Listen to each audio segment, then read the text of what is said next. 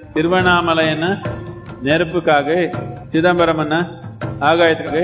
இந்த 5 கோயில் உருவாக்கி அந்த மாதிரி ஒரு சூழ்நிலை நாம் உருவாக்கணும். அந்த வலயத்துல வாழ்றவங்க எல்லாமே இந்த நன்மை கிடைக்கிற மாதிரி ஒரு சூழ்நிலை உருவாக்கணும். 5 பூதங்கள்ல தீன்றது ஒரு முக்கியமானது.